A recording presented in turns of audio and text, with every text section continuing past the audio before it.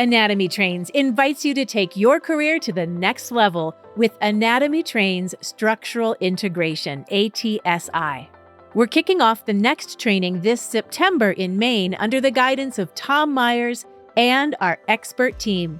Come map the pattern and shape the change in this transformational 3-part certification program.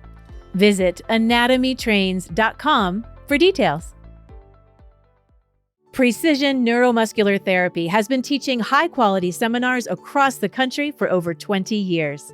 Founded by Doug Nelson, PNMT uses problem-solving skills and precise treatment options to get powerful results for your clients. PNMT seminars focus on honing your assessment and palpation skills to precisely target the source of your client's pain while understanding the why behind the what. Meet us in a hands-on seminar or online in the PNMT portal and let us join you on your learning journey. Learn more at pnmt.org.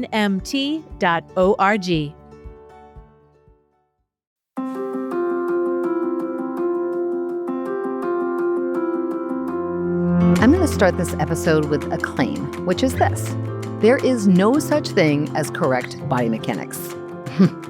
Okay, I'm going to elaborate. Clearly, this would be a very short episode if I didn't, but think about this.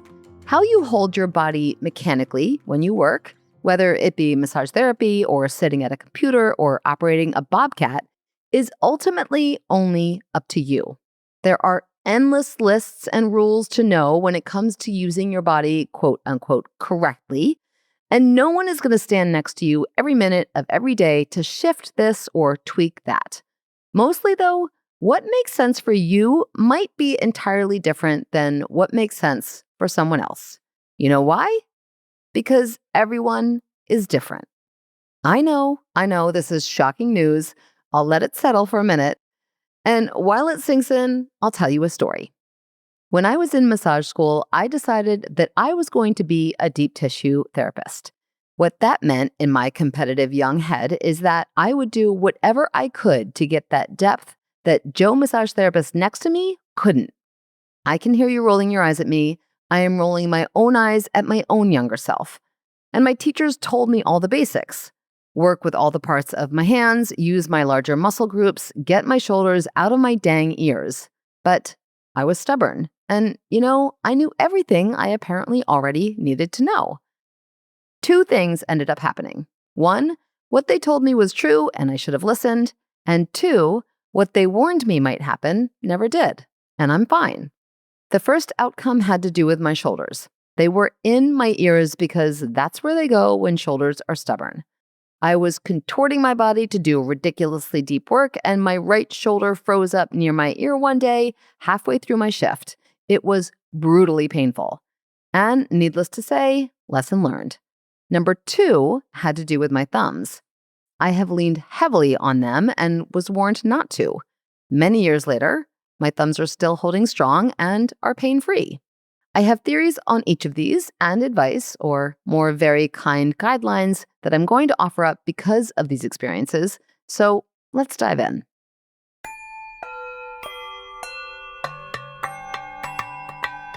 While there may not be quote unquote correct body mechanics, there are indeed good body mechanics.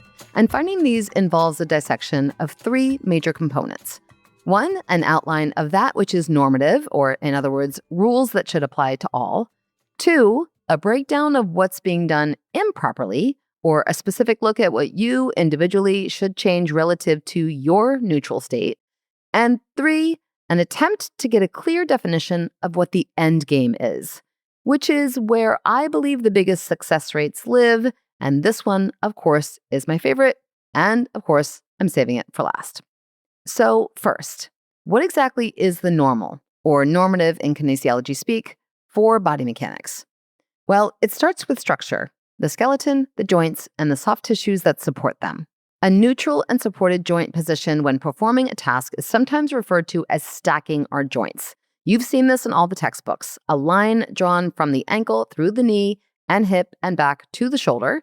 Shoulders drop down away from the ears, and another line highlighting the line from the shoulder through the elbow, wrist, and out to the fingers. This is ideal for avoiding overuse syndromes, The more hyper or hypo, enter joint movement here, we position a joint, the higher the chances we have of them becoming problematic. Clearly, this isn't fully obtainable as we do need to actually move to work, but the more stacked we can hold a joint, the greater the chances of our career longevity. Obviously, though, there are techniques and approaches that don't make this so simple. When we do actually move, we can't really stick to linear positions and maintain a flow at the same time. So, what we need to look at a little deeper is the combination of safe ranges of motion from the larger muscles involved and a strong support of the joints within the more intrinsic muscles.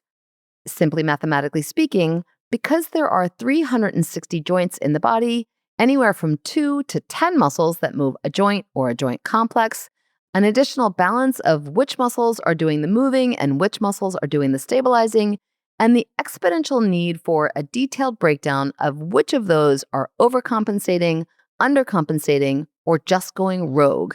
Defining normal is not as easy as it sounds and might involve a calculator.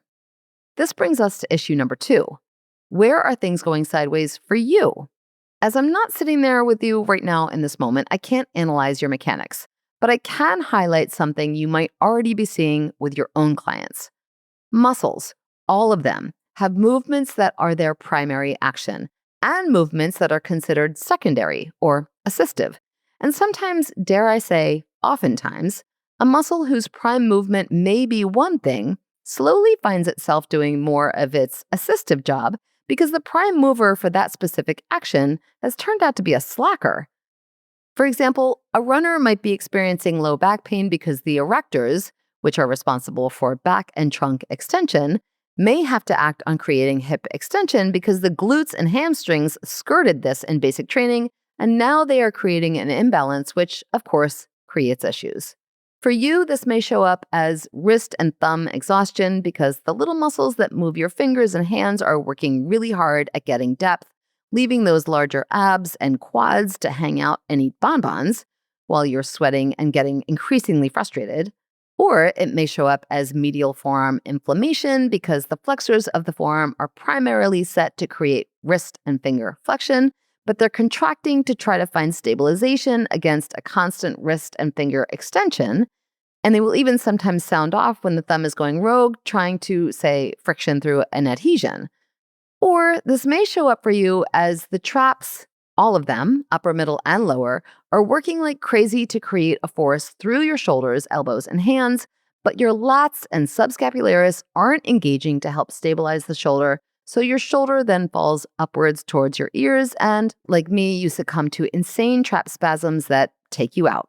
Maybe for a day, maybe for a week, definitely not for fun things. Point being, muscles often find themselves either doing more than what they ought to, like stabilizing when they are supposed to be moving, or vice versa, moving when they're supposed to be stabilizing, or less than what they ought to, relaxed when they perhaps should offer support, or unable to help because possibly they just never knew they should, and now, well, it feels difficult. Askew body mechanics, just to be clear, not bad body mechanics, just body mechanics that aren't working for you, can sprout from so many different scenarios. Hypermobility of the thumb may have you relying on your fingers. Being short may have you standing on your toes and lifting your shoulders more, speaking from experience here. Or one-off issues like an old surgery or a slight scoliosis may have you wrenching your torso into funny positions to try and find depth. And this brings me to point number 3, working from your core. This is true and this is necessary on every level. The point number 3 I originally asserted was to define the end game, not just your end game, but your clients as well. In bodywork, as in life, finding the end game is your biggest guide. And I love all of the layers of this. Your physical core, your mental core, your ability to understand and tap into what is at your client's core. What is their end game and how can you help? It's like this. If you have ever had an aha moment, maybe you watched an inspiring movie, listened to a motivating speech, took a super cool CE class, or just overdid it somehow and decided things need to shift, whatever the event, you got motivated. And this is a powerful feeling. You even stay motivated for a little while. But all too often this fades, and doing the hard work to make whatever changes you decided were important to make gets lost in the dizzying muck and mire of life. And you go back to doing the thing that was easy and comfortable, even if it wasn't so great for you in the long run. Tapping into what your end game is key. Whatever this looks like, meditating, journaling, hiring somebody to shake bells or throw glitter at you every hour as a reminder, these are different for everyone. But pulling your end game into your conscious daily routine will make those motivated-filled moments last longer and hold stronger. You want better body mechanics? The right posture and engagement that's going to work for you? Ask yourself what your goal is. The big goal. It could be money. It could be longevity. It could be being the best massage therapist your clients have ever known. I don't know. But if you dig deep and have your eye on a goal you want to achieve, you will work a little harder at figuring out where you are strong, where you might be weak, and how to start tweaking things. Mechanically speaking, tapping into your physical core is equally as powerful. Think about what it takes to carry a couch or lift a heavy box or move mountains. It takes deep strength from big, powerful muscle groups, not just a strong thumb. I'm not claiming that this is easy. It takes time to build the kind of strength and mobility needed to be in any hands-on physical job. But be patient with it. Success comes with focus, an open mind, and the patience to keep learning. Keep checking in. You'll find as you go that some aches and pains might be there because you are trying to adjust to a new position. Some might arise because you are trying to create a force that is overdoing your own issues or using them in an inefficient way. Or you may find that these diminish over time and actually all these changes improve your own mechanics. The best part about you learning how to use your body better, more efficiently, is that you begin to understand the human form on a deeper level. And this is what will be evident to your clients. This will give them the motivation to define their goals and stick to a plan of how to make them real. This is how you get repeat clients and you fill your calendar, not because this is a fancy trick to make money, but because you are the real deal. So I repeat my claim that there are no correct body mechanics. Correct is such a black and white word, and we live in a wild, masterfully colorful universe. There are good methods, though, helpful thoughts, motivating principles, and exciting challenges, but you are the only one who can change your body mechanics, and this is important because, well, you are uniquely you. I could have listened when I was told to drop my shoulders. It might have saved me a painful handful of days at work.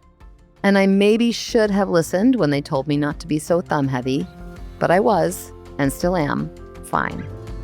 I may still become arthritic, but I may not.